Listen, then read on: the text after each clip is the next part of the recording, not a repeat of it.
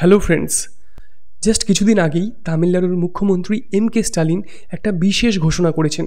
তিনি বলেছেন যে যদি কোনো ব্যক্তি বা রিসার্চার সিন্ধু সভ্যতার যে লিপি রয়েছে, সিন্ধু সভ্যতার যে সিলগুলো রয়েছে, প্রস্তর লিখনগুলো রয়েছে, সেগুলোর মানে উদ্ধার করতে পারে, সেগুলোকে পড়তে সক্ষম হয়, তাহলে সেই ব্যক্তিকে বা সেই রিসার্চারকে তার সরকার $1 মিলিয়ন পুরস্কার ঘোষণা করবে।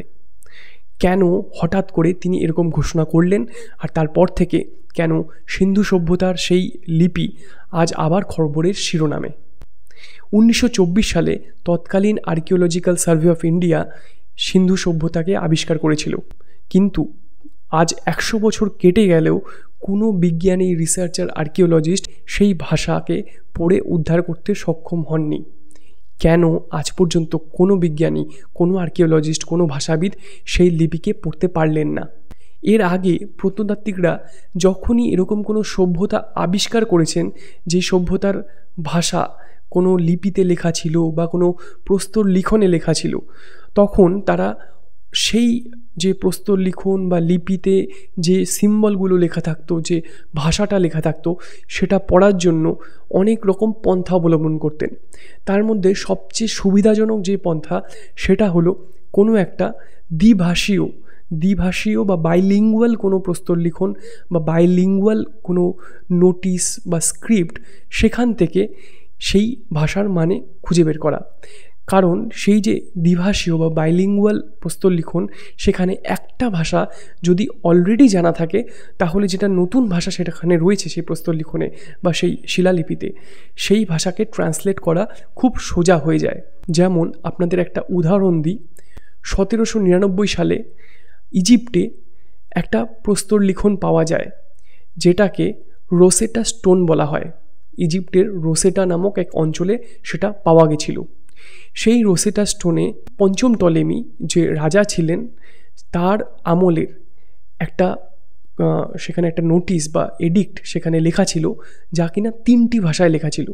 তার মধ্যে একটি ভাষা ছিল গ্রিক, দ্বিতীয়টি ছিল ডিমোটিক, যেটা একটা সিরিয়ান ভাষার গ্রুপের অন্তর্গত, আর তৃতীয়টি ছিল হাইরোগ্লিফিক, যেটা ইজিপ্টের যে প্রাচীন মিশরের ভাষা, সেই ভাষাটা ছিল।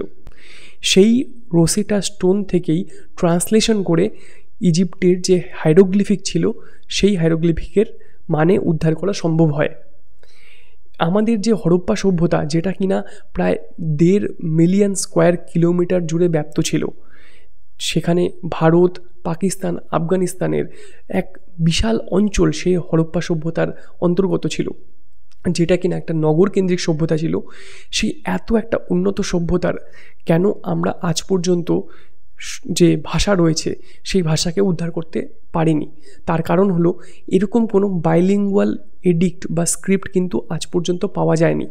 যদিও হরপ্পাবাসীরা পৃথিবীর বিভিন্ন দেশের সাথে বাণিজ্য করত, তারা মেসোপটেমিয়া, মিশর, সেন্ট্রাল এশিয়া, এরকম বিভিন্ন দেশের সাথে তারা বাণিজ্য করত, কিন্তু এরকম কোনো বাইলিঙ্গুয়াল কোনো প্রস্তর লিখন বা স্ক্রিপ্ট কিন্তু আবিষ্কার করা যায়নি।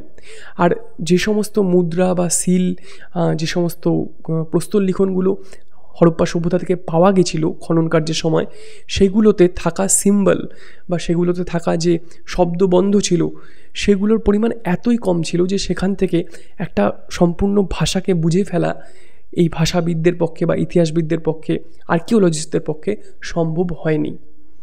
অনেকে মনে করেন যে হরপ্পা সভ্যতার যে ভাষা, সেটা অনেকটা মিশরীয়দের মতো, যেখানে একটা ছবি একটা সম্পূর্ণ সেন্টেন্সকে বা একটা সম্পূর্ণ বাক্যকে রিপ্রেজেন্ট করে। হরপ্পা সভ্যতার ভাষাটা হাইরোগ্লিফিকের মতোই অনেকটা ছিল। এর সপক্ষে অনেক ভাষাবিদ যুক্তি দিয়েছেন, আবার এর বিপক্ষেও অনেকে বলেছেন। অনেকে এটাও বলেছেন যে হরপ্পা সভ্যতায় আসলে যে লিপিগুলো পাওয়া গেছে বা যেই সিম্বলগুলো পাওয়া গেছে, সেগুলো কোনো ভাষাই না, সেগুলো জাস্ট ছবি ছিল। তাই সেখান থেকে কোনো রকমের ভাষার মানে উদ্ধার করা কখনোই সম্ভব হবে না। বর্তমানে তামিলনাড়ুতে কেন মুখ্যমন্ত্রী এম.কে. স্টালিন এরকম একটা ঘোষণা করলেন?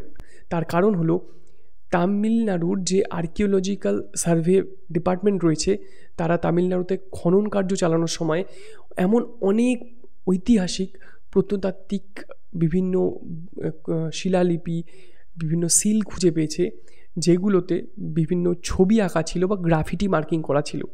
তারা বলছেন যে এই যে সমস্ত ঐতিহাসিক জিনিসগুলো, বস্তুগুলো তারা খুঁজে পেয়েছেন, তার প্রায় 90% যে গ্রাফিতি রয়েছে তার সাথে হরপ্পা সভ্যতার যে সেলগুলো ছিল সেখানে গ্রাফিতির মিল রয়েছে।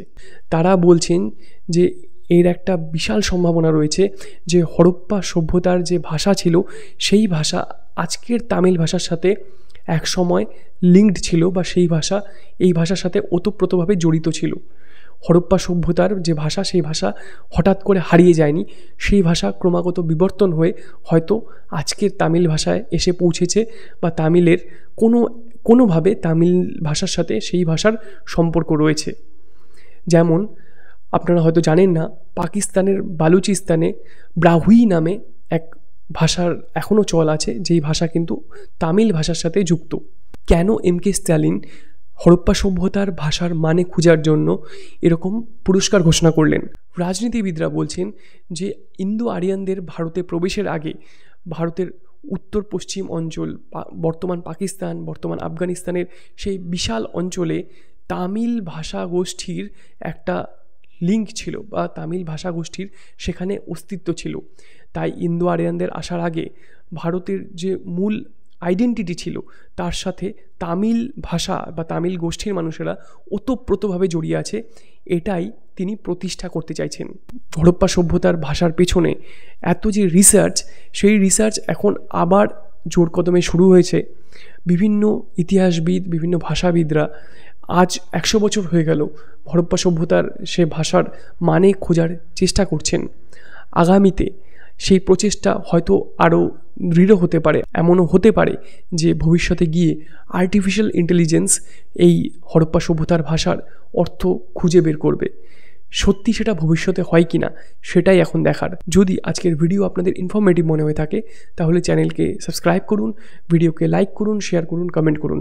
এরকমই কোনো ইনফরমেটিভ ভিডিও নিয়ে দেখা হবে খুব তাড়াতাড়ি।